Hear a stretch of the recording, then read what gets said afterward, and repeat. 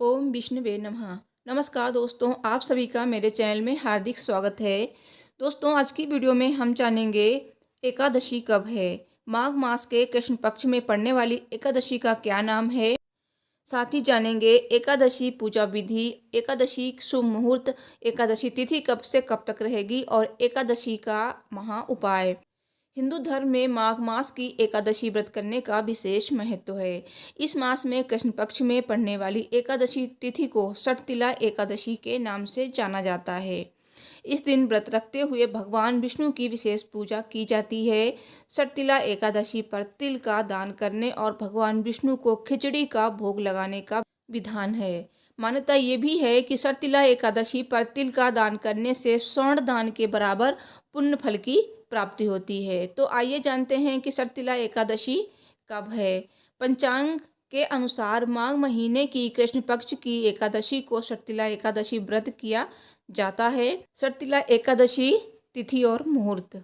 एकादशी तिथि प्रारंभ हो रही है 17 जनवरी 2023 दिन मंगलवार को शाम 6:05 से और एकादशी तिथि समाप्त हो रही है 18 जनवरी बुधवार को शाम 4:03 पर। तो ऐसे में व्रत उदया तिथि में रखा जाएगा, यानी कि 18 जनवरी 2023 को व्रत रखा जाएगा और इस दिन भगवान विष्णु की विशेष पूजा अर्चना की जाएगी। दोस्तों, षटतिला एकादशी के दिन तिल के प्रयोग का खास महत्व होता है।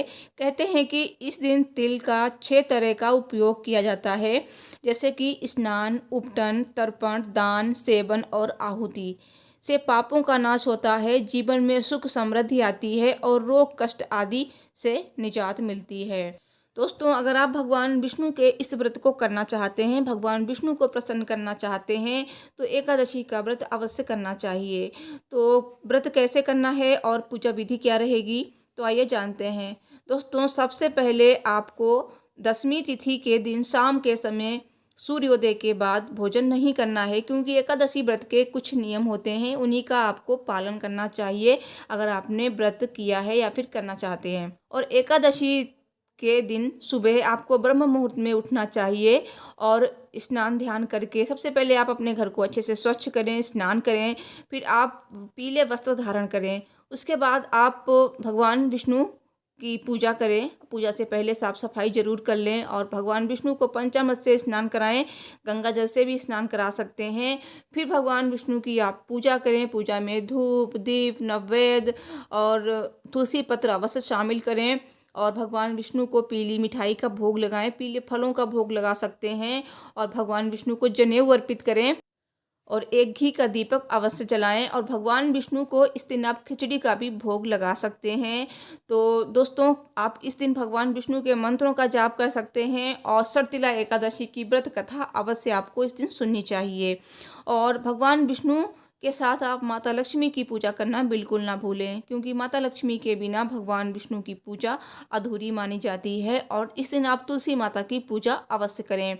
और दोस्तों, तुलसी पत्र को एकादशी के दिन नहीं तोड़ें और एकादशी तिथि से एक दिन पहले ही आप तुलसी पत्र को तोड़ लें और रख लें, क्योंकि भगवान विष्णु की पूजा में तुलसी पत्र अवश्य होना चाहिए। तुलसी पत्र के बिना पूजा अधूरी होती है। तो तुलसी पत्र एकादशी को तोड़ा नहीं जाता है, तो इसीलिए पहले ही तोड़ के रख लें और माता लक्ष्मी की पूजा करें। माता लक्ष्मी को सफ़ेद मिठाई का भोग लगाएं, क्योंकि उनको सफ़ेद चीज़ें बहुत ही प्रिय हैं। और माता लक्ष्मी को आप लाल फूल अर्पित करें, भगवान विष्णु को पीले फूल अर्पित करें। साथ ही इस दिन आप तुलसी माता की पूजा में शाम के समय दीपक जलाएं, सुबह भी दीपक जलाएं और ओम नमो भगवते वासुदेवाय नमः मंत्र का जाप अवश्य करें, जितनी भी आपकी सामर्थ्य है। 11 बार, 21 बार, 108 बार, जैसे भी आप कर सकते हैं। तो सुबह में भगवान विष्णु की पूजा करने के बाद आपको पूरे दिन व्रत रखना है। तो व्रत आप निर्जला भी रख सकते हैं या फिर आप फलाहार करके भी व्रत पूर्ण कर सकते हैं। तो जैसी भी आपकी सामर्थ्य है उस तरह से भगवान विष्णु का इस व्रत को पूर्ण करें। उसके बाद शाम के समय भगवान विष्णु की फिर से पूजा अर्चना करें और पूजा के बाद आपको रात्रि में जागरण करना होता है, रात्रि में सोया नहीं जाता है और अगले दिन आपको एकादशी व्रत का पारण करना होता है। तो पारण शुभ मुहूर्त में ही किया जाता है और पारण व्रत खोलने को कहते हैं। दोस्तों, जिस तरह से एकादशी व्रत का महत्व है, उसी तरह से एकादशी व्रत पारण का बहुत ज़्यादा महत्व है। एकादशी व्रत में 3 दिन नियमों का पालन किया जाता है। दशमी, एकादशी और द्वादशी। द्वादशी को पारण किया जाता है। दोस्तों, पारण का बहुत ज़्यादा महत्व है और एकादशी व्रत का पारण शुभ मुहूर्त में ही किया जाता है और कुछ ऐसी चीज़ें हैं जिन्हें खाकर ही व्रत का पारण किया जाता है।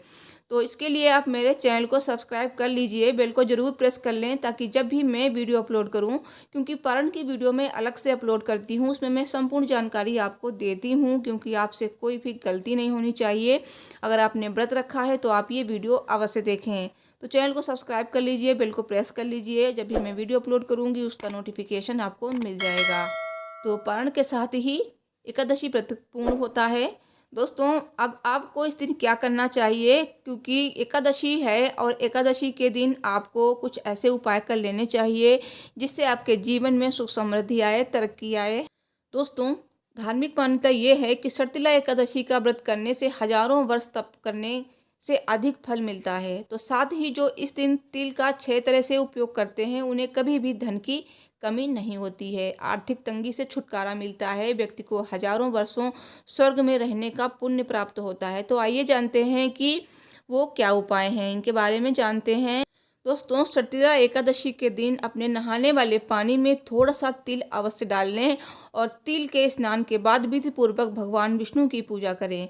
मान्यता है कि ऐसा करने से दुर्भाग्य दूर हो जाता है।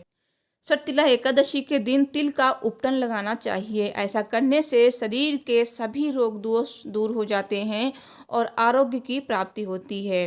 तिल का उपटन शरीर में गर्मी लाता है और ठंड से भी बचाता है। सटिला एकादशी के दिन पूजन में तिल से हवन किया जाता है और इस दिन भगवान विष्णु की पूजा करते समय ओम नमो भगवते वासुदेवाय नमः मंत्र का जाप अवश्य करें। अब 5 मुट्ठी तिल से हवन करें। ऐसा करने से श्री हरि प्रसन्न होंगे और मन वांछित फल प्रदान करेंगे।